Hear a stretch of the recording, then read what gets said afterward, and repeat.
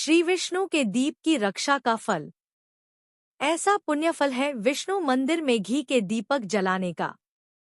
सतयुग की बात है, एक समय में भद्राश्व नामक महान राजा हुआ करते थे। भद्राश्व इतने शक्तिशाली राजा थे कि उनके नाम पर भद्राश्व वर्ष पड़ा। एक बार उनके राज्य में अगस्त्य मुनि पहुंचे। वे राजमहल में भी पधारे। राजा ने खूब आवभगत की। अगस्त्य बोले, भद्राश्व मैं तुम्हारे वहां 7 दिन रुकूंगा। राजा ने उनके ठहरने का विधिवत प्रबंध किया और अपने सेवकों इत्यादि को उनकी सेवा में लगा दिया। उन्होंने अपनी रानियों से उनके दर्शन लाभ लेने को कहा। राजा भद्राश्व की रानी कांतिमती अत्यंत सुंदरी थी। कहते हैं उसके चेहरे की चमक 12 सूर्यों के समान चौंधियां देने वाली थी। रानी कांतिमती के अलावा राजा के रनिवास में 50,000 अन्य रानियां भी थीं, पर कांतिमती की कोई बराबरी नहीं थी। पहले ही दिन रानी कांतिमती मुनि अगस्त्य के दर्शन के लिए आई। अगस्त्य मुनि ने कांतिमती को देखा तो देखते रह गए। उन्होंने कहा, खा राजा, तू बड़ा ही भाग्यवान है, तू धन्य है। दूसरे दिन कांतिमती फिर आई तो उसे देखकर अगस्त्य बोले, ओह, सारा संसार वंचित रह गया। तीसरे दिन कहा, ये लोग तो उस गोविंद की माया को भी नहीं जानते जिसने एक दिन की प्रसन्नता में इन्हें क्या कुछ नहीं दे दिया। चौथे दिन जब कांतिमती मुनि दर्शन के लिए पहुंची तो वे अपने दोनों हाथ ऊपर उठाकर बोले, हे जगन्नाथ, आप धन्य हैं, आपकी लीला महान है। इसी तरह 5वें दिन बोले, भद्राश्व तुम्हें बहुत बहुत धन्यवाद, हे अगस्त्य, तू धन्य हुआ।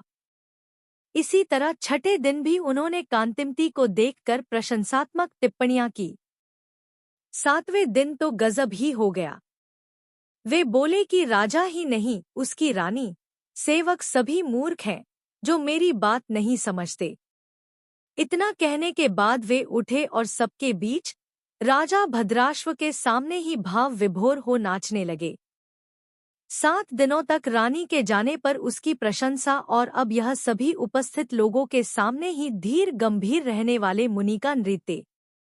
कुछ देर तो राजा अचरज में रहा, फिर उसने विनम्रता से हाथ जोड़कर अगस्त्य मुनि से इसका कारण पूछा। राजा के आश्चर्य और प्रश्न के उत्तर में मुनि ने कहा, राजन, आप पूर्वजन्म में हरिदत्त नामक एक धनवान पर धर्म कर्म में विश्वास रखने वाले वैश्य के दास थे। उसकी सेवा सुरक्षा आपका काम था। यह कांतिमती तब भी आपकी पत्नी थी। कांतिमती भी वैश्य के यहाँ दासी का काम करती थी। एक बार वैश्य ने फैसला किया कि वह अश्विन मास की द्वादशी का व्रत रखकर भगवान विष्णु के मंदिर में विधिवत पूजा करेगा। समय आने पर वैश्य ने सारी तैयारियां कर मंदिर के लिए प्रस्थान किया। तुम दोनों उसके भरोसेमंद नौकर थे, सो इसलिए उसने न सिर्फ तुम दोनों को अपने साथ लिया बल्कि पूजा प्रबंध में भी साथ रखा। जब पूजा समाप्त हो गई और शाम को वैश्य घर लौटने लगा तो उसने तुम दोनों को जिम्मेदारी दी कि तुम लोग भगवान विष्णु के आगे जलाए दीपक को बुझने न दोगे। तुम दोनों पति पत्नी ने रात भर दीपक के सामने बैठकर काटा, दीपक को एक क्षण के लिए भी बुझने न दिया। जब तक पूरी तरह सवेरा न हुआ, न उठे, तुम दोनों ने रक्षपाल की भूमिका बहुत ध्यानपूर्वक निभाया। बहुत काल बाद उम्र पूरी होने पर तुम दोनों थोड़े से ही अंतराल पर मृत्यु को प्राप्त हुए। राजा, तुम तो महान राजा प्रियव्रत के वहां पैदा हुए, राजकुमार बने और उस जन्म में दासी रही। यह कांतिमती भी उस पुण्य के प्रताप से आज तुम्हारी रानी है। वह दीपक तो वैश्य का था, उसके यत्न और धन से जला था। तुमने तो बस उसको जलते रहने की देखरेख ही की थी। यदि केवल इतने से ही का पुण्य प्रताप यह फल दे सकता है तो जो विष्णु मंदिर में स्वयं दीपक जलाएंगे उनको कितना पुण्य मिलेगा।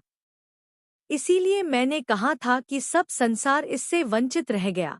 सबको मूर्ख मैंने इसलिए कहा कि सब कुछ को देखते हुए भगवान विष्णु के दीपदान के महत्व को लोग नहीं जानते। अपने को धन्यवाद इसलिए दिया कि मुझे सब कार्यों में महज श्री विष्णु ही सूझते हैं, और तुम्हें और कांतिमती को धन्य इसलिए कहा कि तुमने दूसरे के जलाए दीप की रक्षा भी इस तरह मन लगाकर किया। राजा भद्राश्व अगस्त्य का उत्तर सुनकर संतुष्ट हुए और उन्होंने अगस्त्य मुनि का धन्यवाद देते हुए कहा, मुनिवर कुछ दिन और रुकें और हमें उपदेश देकर जाएं। अगस्त्य मुनि ने भद्राश्व को शीघ्र ही योग्य पुत्र का पिता बनने का आशीर्वाद दिया और कहा कि कार्तिक पूर्णिमा के अवसर पर मुझे पुष्कर में उपस्थित होना है, इसलिए अब मैं वहां के लिए प्रस्थान करूंगा।